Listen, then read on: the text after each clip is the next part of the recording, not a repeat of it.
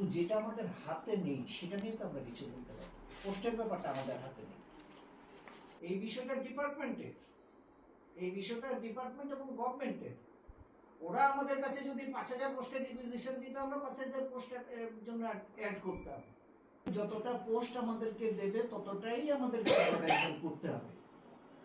এখানে 2024-25 tag two qualified ক্যান্ডিডেটরা সবাই একত্রিত হয়েছি, কারণ গত 21শে ফেব্রুয়ারি টিআরবিটি থেকে ট্যাগ টুতে 1020টি ভ্যাকেন্ট পোস্টে শিক্ষক নিয়োগের একটি বিজ্ঞপ্তি জারি করে।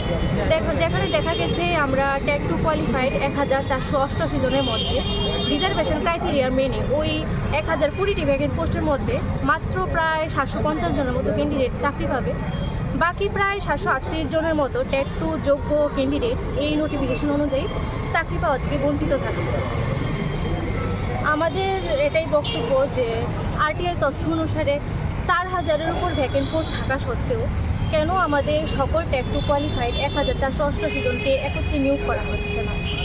আমরা আমাদের শিক্ষামন্ত্রী তথা মুখ্যমন্ত্রী ডক্টর মানিক স্যারের কাছে এটাই আবেদন রাখছি যে ট্যাগ টুতে শূন্যপদের সংখ্যা বৃদ্ধি করে পুনরায় শিক্ষক নিয়োগের বিজ্ঞপ্তি জারি করে আমাদের সকল ট্যাগ টু কোয়ালিফাইড ক্যান্ডিডেটদের যেন অতি শীঘ্রই একত্রে নিয়োগের একটা সুযোগ করে দেওয়া হয়।